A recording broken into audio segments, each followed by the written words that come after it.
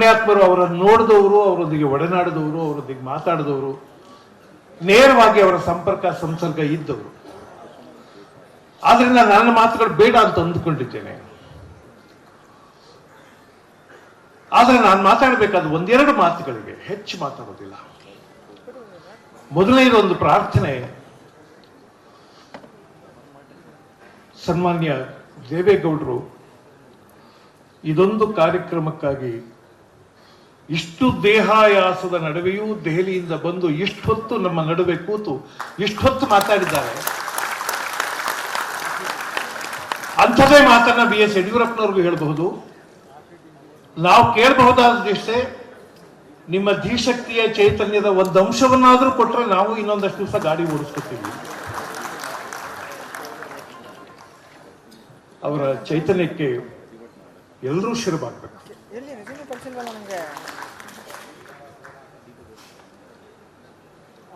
ವಾಜಪೇಯಿಯವರ ಜನ್ಮದಿನದ ನೆಪದಲ್ಲಿ ನಾವು ಸುಶಾಸನ ದಿನವನ್ನ ಆಚರಿಸ್ತೇವೆ. Good governance. ರಾಜಕಾರಣಿಗಳಾಗಿ ಮಾತಾಡುವವರು ಈಗ ಸುಶಾಸನ ಇದೆ ಅಂತ ಹೇಳ್ತಾರೆ. ಆದ್ರೆ ಸಾಹಿತ್ಯದ ವಿದ್ಯಾರ್ಥಿಯಾಗಿ ನಾನು ಹೇಳೋದೇನಂದ್ರೆ ಸುಶಾಸನ ಅನ್ನೋದು ಒಂದು ಆದರ್ಶ. ನಾವೆಲ್ಲರೂ ಆ ಕಡೆ ಹೋಗೋದಷ್ಟೇ. ಯಾವ ಆದರ್ಶವು ತದ್ವತ್ತಾಗಿ ಇರೋದಿಲ್ಲ ಜಗತ್ತಲ್ಲಿ.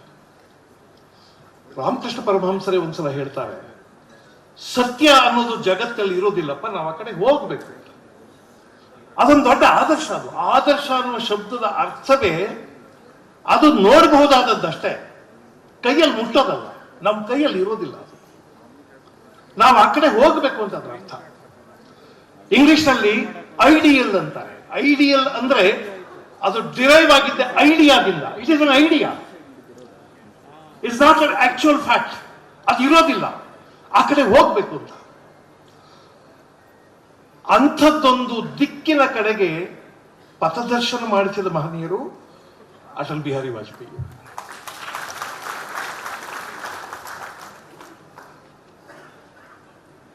ಕೆಲವರನ್ನ ಮಾತ್ರ ರಾಷ್ಟ್ರ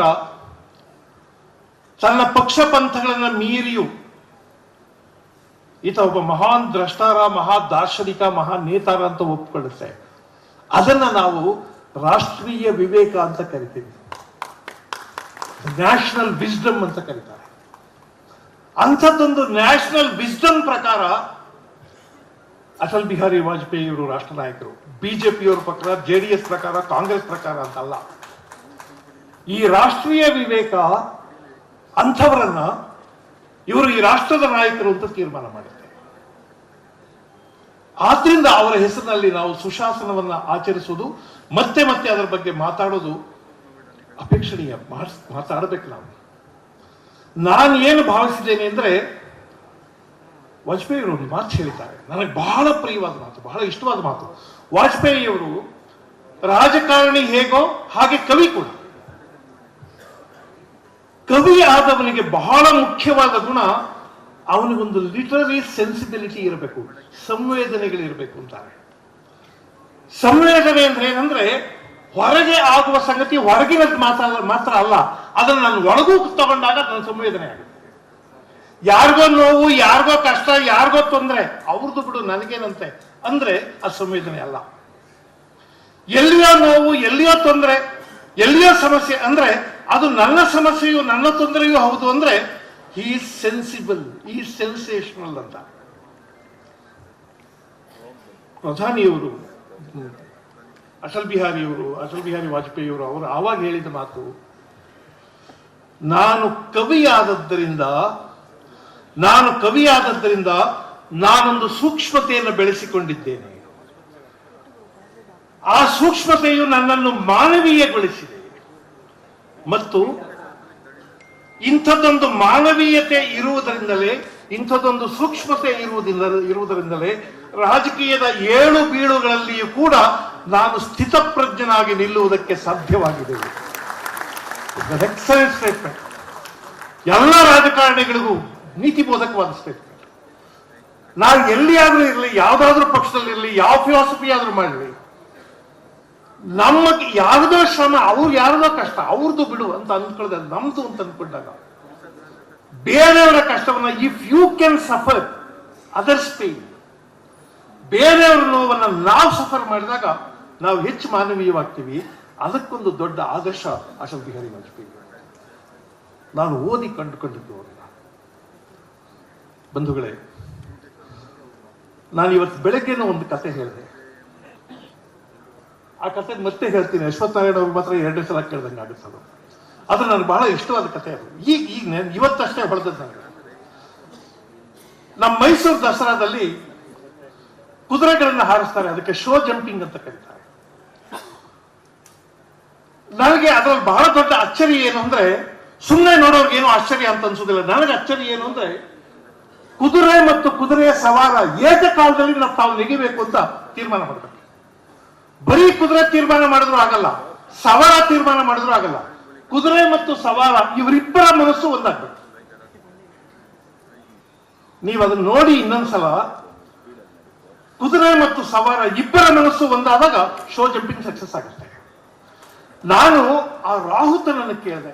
ಅವರು ಬಹಳ ದೊಡ್ಡ ಆಫೀಸರ್, SP ಗ್ರೇಡ್ ಆಫೀಸರ್ ಅವರು. ಅವ್ರನ್ನ ಕೇಳಿದೆ, ಯಾವಾಗ ಇದು ಸಾಧ್ಯ ಆಗುತ್ತೆ?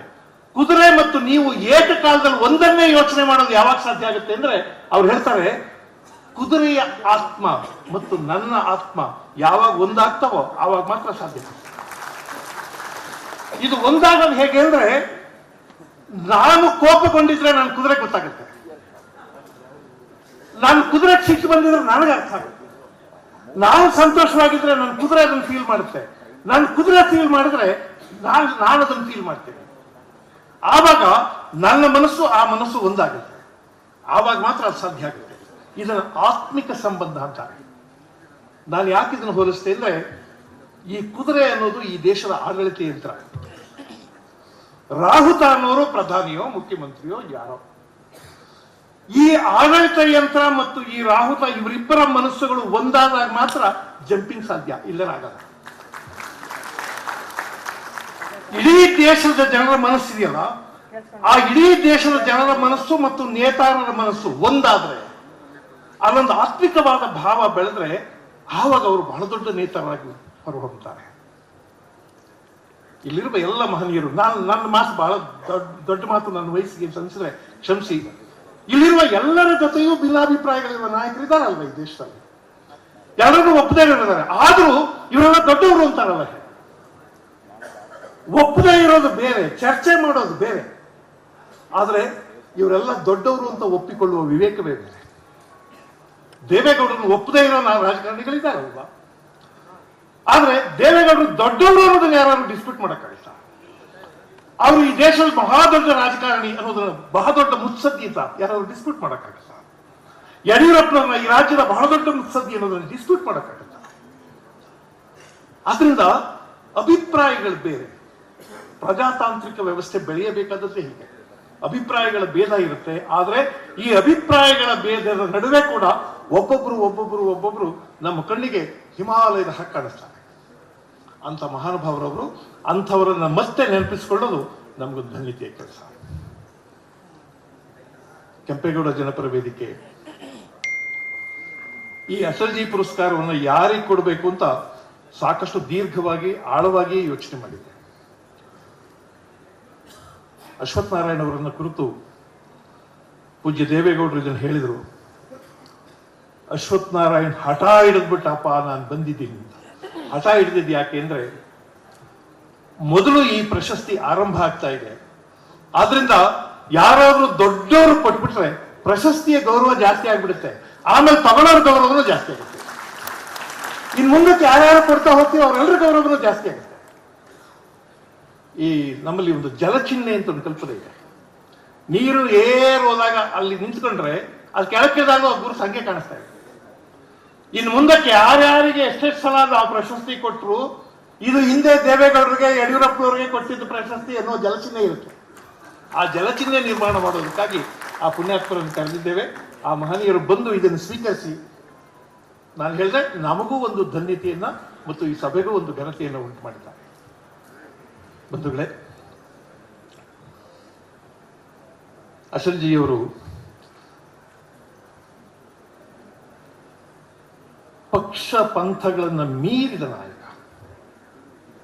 ಅದರಿಂದಾನೇ ನೆಹರು ಅವರು ಅವರನ್ನ he is our prime minister material ಅಂತ ಕ್ರಿಶ್ಚೇವ್ ಅವ್ರಿಗೆ ಹೇಳ್ತಾರೆ ಅಂದ್ರೆ ದೇಶಾವರಿ ಮಾತಲ್ಲ, ಅದು ಕಿಪ್ಪೆಶೆಟ್ ದೇಶಾವರಿಗೆ ಹೇಳಿದ್ದಲ್ಲ. ಸುಮ್ಮನೆ ಯಾರು ಸಿಕ್ಕಿದ್ರೆ ನಾಳೆ ಮುಖ್ಯಮಂತ್ರಿ ಆಗ್ತಾರಪ್ಪ ಇವರು ಅಂತ ನಮ್ಮವರೆಲ್ಲ ಮಾತಾಡ್ತಾರಲ್ಲ ಪಾಲಿಟಿಷಿಯನ್ಸ್, ಹಂಗೆ ಮಾತಾಡಿದ್ದಲ್ಲ, ಯಾರಿಗೋ ಹೇಳಿದ್ದಲ್ಲ, ಪಟ್ಟಣದವ್ರಿಗೆ ಹೇಳಿದ್ದಲ್ಲ, ಹೇಳಿದ್ದು ಕ್ರಿಶ್ಚೇವ್ಗೆ. ಹೇಳುವಾಗ ಹಿ ಸ್ಪೋಕ್ ವಿತ್ ರೆಸ್ಪಾನ್ಸಿಬಿಲಿಟಿ, ಎಲ್ಲ ಜವಾಬ್ದಾರಿಯಿಂದ ಹೇಳ್ತಾರೆ. He is our prime minister material. ಯಾಕಂದ್ರೆ ಅಂಥದ್ದೊಂದು ಘನತೆ, ಅಂಥದ್ದೊಂದು ಅಧ್ಯಯನ, ಅಂಥದ್ದೊಂದು ಶಿಸ್ತು, ಅಂಥದ್ದೊಂದು ಬದುಕಿನ ವಿವೇಕ ಈ ಮಹಾನ್ ವ್ಯಕ್ತಿಯಲ್ಲಿದೆ ಅನ್ನೋದನ್ನ ಅವ್ರು ಗುರುತಿಸಿದ್ರು ಅನ್ನೋ ಕಾರಣಕ್ಕೆ ನನಗೆ ಅವರು ದೊಡ್ಡವರಾಗಿ ಕಾಣಿಸ್ತಾರೆ. ದೊಡ್ಡವರು ಅನ್ನೋದು ಕೂಡ ದೊಡ್ಡ ಮಾತೇ ಅಲ್ಲ. ಅದರಿಂದ ಬಹಳ ದೊಡ್ಡವರ ಮಾತುಗಳನ್ನ ಆಡ್ತಾ ಆಡ್ತಾ ಆಡ್ತಾ ನಾವು ದೊಡ್ಡವರಾಗಬೇಕು. ನಮ್ಮ ಮನಸ್ಸಿನ ಕ್ಷುದ್ರತೆಗಳನ್ನು ಕಳ್ಕೋಬೇಕು. ನಾಡಪ್ರಭು ಕೆಂಪೇಗೌಡ ಜನಪರ ವೇದಿಕೆ ಕೆಲಸವೂ ಅದೇ. ಅಶ್ವತ್ಥ ನಾರಾಯಣ ಅವರು ಇದನ್ನು ಸ್ಥಾಪನೆ ಮಾಡುವ ಆರಂಭದಲ್ಲಿಯೇ ಯೋಚನೆ ಮಾಡಿದ್ದು, ಈ ವೇದಿಕೆ ನಮಗಿರುವ ಪಕ್ಷದ ಮಿತಿಯನ್ನು ಒಂಚೂರು ಮೀರ್ಬೇಕದು ಅಂತ. ಕೆಂಪೇಗೌಡರು ಅಂದ್ರೆ ಒಕ್ಕಲಿಗರ ನಾಯಕ, ಎಲ್ಲ ಒಕ್ಕಲಿಗರೆಲ್ಲ ಸೇರ್ಕೊಂಡು ಕೆಂಪೇಗೌಡರನ್ನ ಜೈ ಅನ್ನೋದು, ಹಂಗೆ ನಿಂತೋಗ್ಬಿಡ್ಬಾರ್ದು. ಬಹಳ ದೊಡ್ಡವರು ಇವೆಲ್ಲವನ್ನು ಮೀರಿ ದೊಡ್ಡವರಾಗಿರ್ತಾರೆ. ನಾವು ಹಿಂದೆ ನಿಂತೋಗ್ಬೇಕಾದ್ರೆ ನಮ್ಮ ಜಾತಿ, ನಮ್ಮ ಮತ, ನಮ್ಮ ಪಂಥ, ನಮ್ಮ ಪಾರ್ಟಿ ಅಂತ ಅಂದ್ಕೊಳ್ಳೋಣ, ಆದ್ರೆ ಅವ್ರು ಮೀರಿರ್ತಾರೆ. ಅವ್ರು ಹಾಗೆ ಮೀರಿದ್ರಿಂದಾನೇ ದೊಡ್ಡವರಾಗಿರ್ತಾರೆ. ಆದ್ರಿಂದ ಕೆಂಪೇಗೌಡರನ್ನ ಸಾಧ್ಯವಾದ ಇಡೀ ದೇಶಕ್ಕೆ, ಸಾಧ್ಯವಾದ ಇಡೀ ವಿಶ್ವಕ್ಕೆ ಒಬ್ಬ ಮಹಾನ್ ನಾಯಕ ಅಂತ ನಾವು ಶೋಕೇಸ್ ಮಾಡಬೇಕು, ನಾವು ಎತ್ತಿ ಹಿಡಿಬೇಕು, ಆ ಕೆಲಸ ಮಾಡಬೇಕು ಅನ್ನೋದು ಅಶ್ವತ್ಥ ನಾರಾಯಣ ಅವರ ಆಸೆ. ನಾನು ಮಾನ್ಯ ಸಂತೋಷ್ ಜಿ ಅವರಲ್ಲಿ ಹೇಳ್ತಿದ್ದೆ, ಕೆಂಪೇಗೌಡರ 5 points formula to build a city, ಒಂದು ಹೊಸ ನಗರ ಕಟ್ಟೋದಕ್ಕೆ 5 ಪಾಯಿಂಟ್ ಫಾರ್ಮುಲಾ. ಎಷ್ಟು ಚೆನ್ನಾಗಿದೆ ಅದು ಅಂದ್ರೆ, ಕೋಟೆ, ಪೇಟೆ, ಗುಡಿ, ಕೆರೆ, ಉದ್ಯಾನ. ಒಂದು ಒಳ್ಳೆ ಸಿಟಿ ಆಗ್ಬೇಕಾದ್ರೆ ಕೋಟೆ, ಪೇಟೆ, ಗುಡಿ, ಕೆರೆ, ಉದ್ಯಾನ ಇವಿಷ್ಟಿರ್ಬೇಕು ಅಂತ. ಕೋಟೆ ಸಾಮ್ರಾಜ್ಯದ ಭದ್ರತೆಗೆ, ಪೇಟೆ ಫಾರ್ ಕಮರ್ಷಿಯಲ್ ಪರ್ಪಸಸ್, ವಾಣಿಜ್ಯಕ್ಕೆ, ಗುಡಿ ಧಾರ್ಮಿಕತೆಗೆ, ಕೆರೆ ನೀರಾವರಿಗೆ, ಉದ್ಯಾನ ಸೌಂದರ್ಯಕ್ಕೆ. ಹೇಳಿ ಇದರಿಂದ ಆಚೆಗೆ ನಿನ್ಬೇಕು. ಎಂತ ದ್ರಷ್ಟಾರ. ಒಂದು ಒಳ್ಳೆ ನಗರ ಆಗ್ಬೇಕು ಅಂದ್ರೆ ಕೋಟೆ, ಪೇಟೆ, ಗುಡಿ, ಕೆರೆ,